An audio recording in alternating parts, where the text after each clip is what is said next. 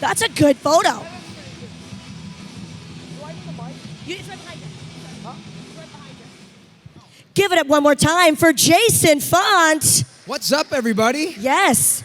Jorge was delayed just a little bit, but he is en route to Comic-Con Northern Ireland. Jason, so great to see you and the larger version of you there. Yes, it's a lot of Jason this early in the morning, huh? It's a whole lot of Jason, but we're here for it. How has the Comic-Con been for you so far? It's been amazing. Everyone's been wonderful. We've came out a little bit early, went to Dublin for a couple days. Oh, wow. Spent some time here, saw the Giants Causeway, and it's beautiful land up here, and we're having a ton of fun. Well, with the success of Power Rangers and having an illustrious career such as yours, when you go to different Comic-Cons and events around the world, do you try to take time to actually see some of the city and soak up the culture? You know what? Originally, I didn't. We were flying in and flying out because our schedule's so busy. And then after the pandemic, I thought, why am I flying all this way and not exploring the country? So now I'm going to come out early, a few days, see the country. So that will be my thing going forward. Yeah. You've got to do it. You never know when travel gets shut down again, Exactly. Make it work for you. Speaking of that, COVID, especially with as many as events as you do and filming, how did that impact you, COVID, during that time where you couldn't travel? Yeah, it was tough. We couldn't film. We couldn't travel. We couldn't do Comic-Con. So it was a very scary time for me financially because I was like, oh my gosh, what do I do? Yeah. But it worked out. Jason, David, Frank, and I started doing a lot of comic book store tours. For those of you that follow me on social media, we started doing tours in comic book stores and helping out the mom and pop comic book shops. So that became kind of our new tour. That's the way we pivoted. And then we got to meet a lot of fans all over the country on a more intimate basis because we got the chance to actually talk to them versus being in big crowds. So we had a great time and made it work. Did you do a lot of virtual stuff like Zooms, virtual signings? Those can be a bit tedious. Yeah, I did in the beginning, but we quickly realized that it just wasn't the same. And then like I said, we did the comic book stores. It was kind of almost like a book signing, but that way we couldn't get shut down. We could still do it. Nobody could tell us no. Yeah, so we went for it. And very cool of you to support the mom and pop comic book shops. Well, we're back, by the way. Comic-Cons are happening. That deserves a round of applause. Woo! Feels great to be back. So I'm going to ask a few more questions, but that's our best friend Dave over there. Give it up for Dave. He's so over me doing that, which makes me want to do it so much more. Dave has the microphone, so we'll go to you guys. Get those questions ready and get those hands up if you have a question for Jason. But obviously, we're here to talk about Power Rangers. And me, a kid growing up around North Carolina, was around the time I was in elementary school and middle school. And it was everywhere. Every damn lunchbox, it's just such an iconic memory of Power Rangers everywhere. What's it like to be part of something that's just sort of a cultural phenomenon? It's a dream come true. When I graduated from college, I moved out to California with very little money in the bank and a very, very old car. And I just went out there and went after a dream. I've watched a lot of people come and go in Hollywood, so I'm one of the ones that I just kept persevering. Yeah. It's one of those never give up situations, and that's applicable for any career. You got to start at the bottom and work your way up. And it worked out well. So to be a part of something like this, I don't think I ever could have imagined that this would happen like that. I knew I wanted to be an actor. I knew I wanted to work. But to be a part of something like this, 20 years later, I could never have imagined I'd be here still celebrating it. So very fortunate, very humbled, and I'm just, again, feel fortunate to be here. We're fortunate to have you here, so thank you for coming all this way. And it's touched so many people's lives, and it means so much to so many people, including our fans who do cosplay. So have you seen any cosplayers here as Power Rangers yet? If not, I'm sure they're around somewhere, because there's always a Power Rangers brigade around here. Yeah, absolutely. Not as many as normal, but we've had a lot of great fans come. I don't know, fans don't dress up as Power Rangers as much here, I don't think. There's only been a few. But, like I said, Power Rangers is everywhere, and it's been great. So we have seen a couple of West Collin cosplayers. Love that. And we have an amazing cosplay stage, by the way, guys, in Logan Hall. We love our cosplayers, and they take so much time and effort to do what they do. But if you have a question for Jason, please raise your hand. Don't be shy. Oh, we've got this gentleman here. This was the one that was so enthused earlier, so this is going to be good. No pressure. Yes. Hello again. Hey, buddy. Good to see you again. I just had a question that I didn't ask earlier. Would you have taken, any of the props home from set, like a morpher or a helmet or something like that? Well, it's funny you say that because when we got to the show, when we came to the end, they said, "Hey guys, don't take anything." I think because JDF, when he was on the show, he took whatever he wanted. Nobody's going to tell him no. But they said, "Hey, let's just, and so we didn't. They gave me my Wes Collins outfit, the red shirt and the pants, which I had, felt like I've worn every day for the last year. And then I got my morpher. The morpher's the big thing that everybody loves, everybody wants to see. I leave that at my office in Los Angeles. But the morpher was the big thing, the one that I wore on set that I do have. And ironically, it still works. It still works. Yep. Thank you very much. Yep. Thank you. Slytherin. Hi, apart from Time Force, what's your favorite era of Power Rangers? It's a good question. I get asked that a lot. I always say the Mighty Morphin because they started it. They're the ones that kind of laid the groundwork for where we are today. So I always want to tip my hat to those guys and girls. So Mighty Morphin would be the one that I would always honor. Yep, I've learned a lot from those guys. Good question. Question, yeah. Got one right over there, Dave. Thank you. Hello. Hey, buddy. So, the question I have for you is, you probably get asked a lot, what was your best experience on set? But I wanted to ask, just flip the script, what was the worst experience you had on set and how did you overcome it? Well, I mean, sometimes, our particular season was very unique in that we had to rush our season through. There was a potential writer's strike, and the writers and the producers knew that we had to get our season done. So we were working 12-hour days, 6 days a week. We really had no life but filming during that time. So a lot of early mornings, sometimes filming where it was really cold, and obviously we have to be in our attire. So sometimes, real cold conditions, or when explosions would happen and we had to get thrown to the ground on cold cement in the morning, that didn't always feel too good. Yeah. So, but other than that, Power Rangers is like a family. So it was, and I've worked on many other jobs in movies and TV, but that's always gonna be my favorite experience because it was a real family there. They've been going for 9 years already, so they already had everything down. So it was overall very few bad moments. I'd imagine it's got to be very physically taxing to be a Power Ranger. What sort of training and athleticism has to go into that? Well, it's not as much as you think for our season. When they first started the show, it was all about martial artists and stuntmen, and the audition was, here you got 30 seconds, let's see you kick and flip and do all that. By the time they got to Time Force, they really wanted to focus on the acting. So they were hiring actors first, and our audition was, and our involvement with this, we had stunt doubles that did everything in the suits. Wow. So everything I did was like Peter Parker and Spider-Man, right? I did all the face stuff, and they protected us because if we went down, then the show would go down. So they kind of transitioned to more actors by the time they got to us. Wow.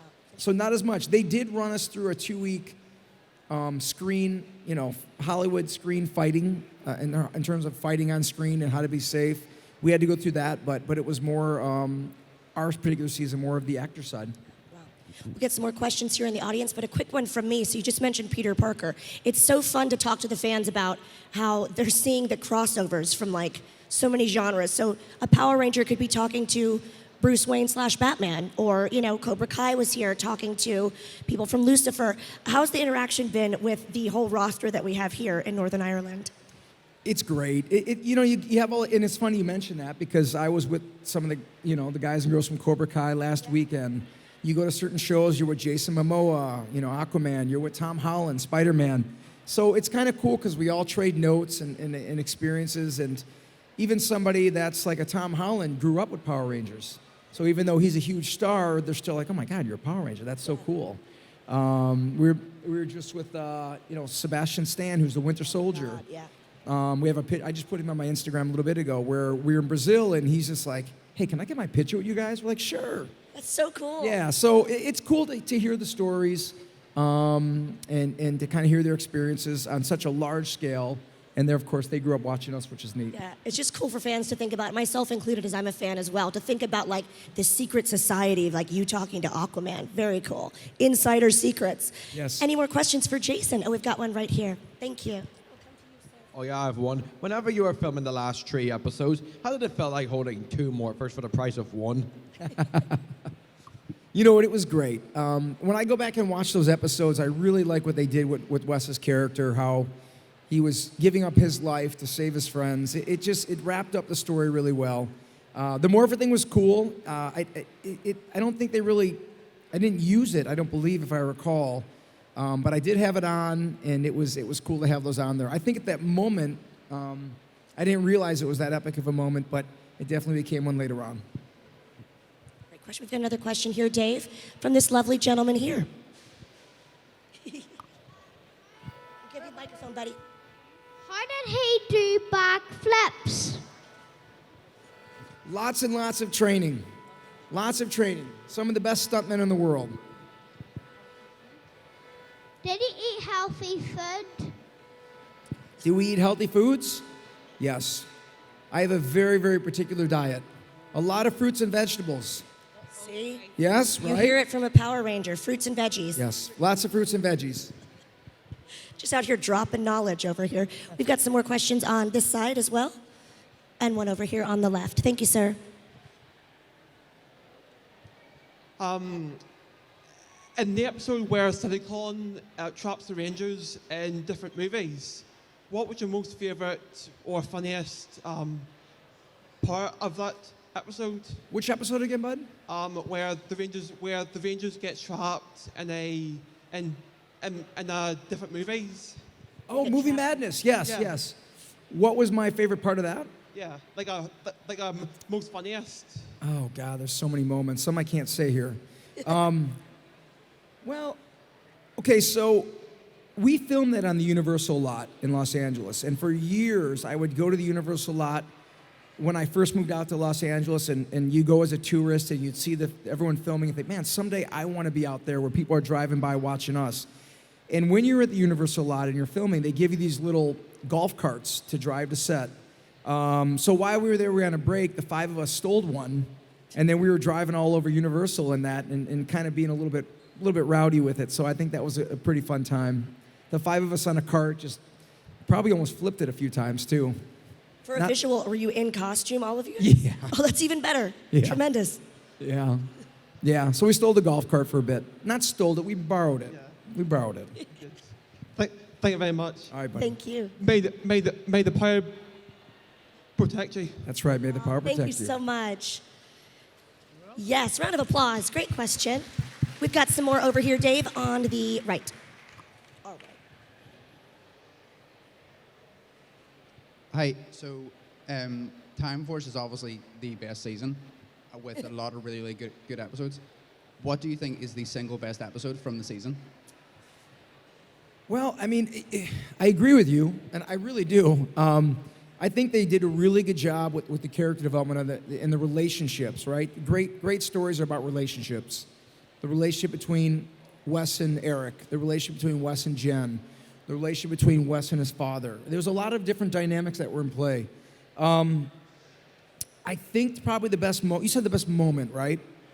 I think the best moment is when Wes found out, because they knew the future, that he was going to die, and he wanted to not have his friends who wanted to stay with him to fight to the death. He wanted to not lose them, so he sacrificed his life to put them back on the ship. Remember that part where he threw him back on and he hit the autopilot? I think that was a pretty pivotal moment.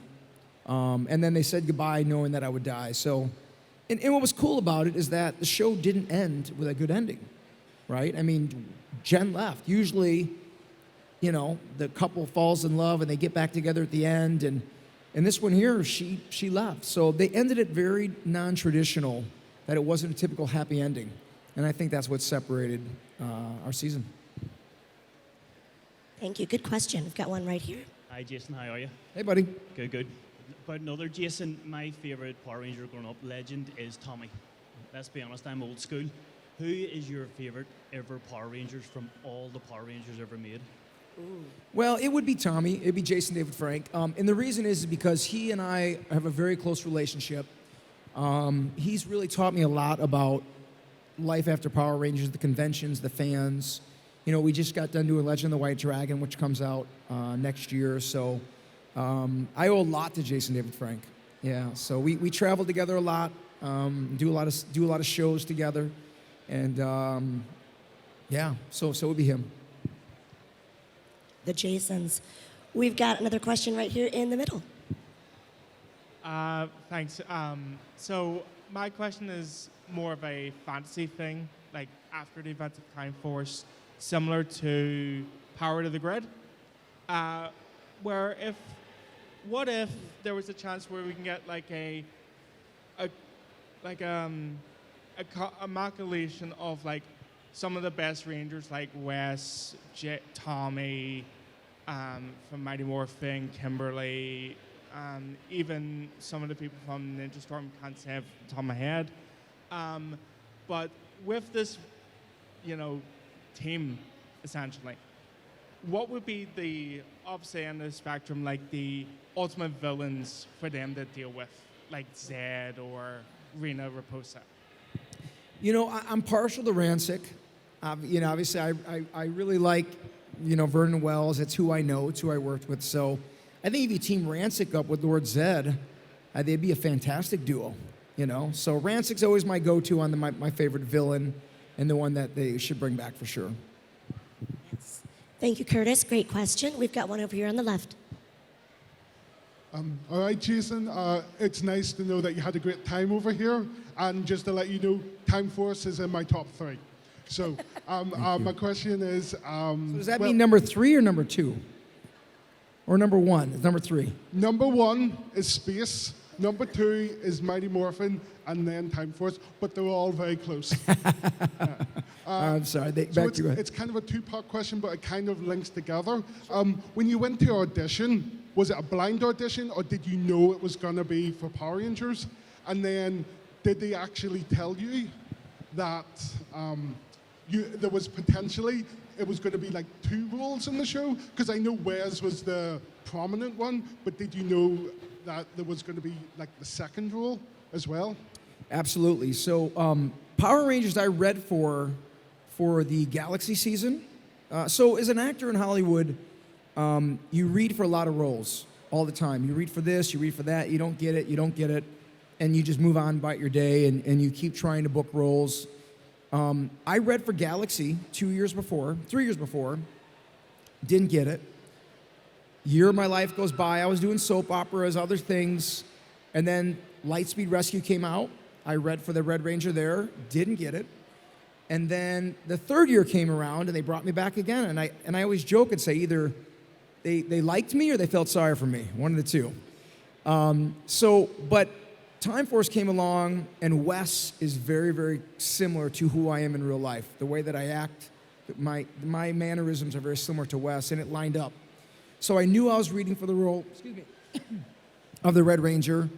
And then, yes, what was interesting about that role is that they said, look, we want to have, we're only bringing on very strong actors because you're going to play 2 characters, and we want to make sure these characters are distinctly different. So the audition was a 6-page audition. Obviously, I had to memorize it. And it was a scene with my father. We all had the same audition.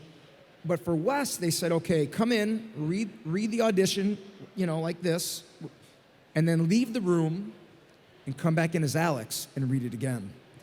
And that's what they did. So everybody who was reading for my role had to read it, come back out, and come back in. And they wanted to see, they were looking for, the way you sit. Alex would never sit like this, right? The way you talk, your mannerisms. And apparently what I did worked. Yeah. So I ended up getting, but I knew it was 2 roles. I knew they wanted someone who can bring different life to each character. Everyone that was reading for it knew that as we got towards the final, like 6 to 10 guys. Yeah. I was excited.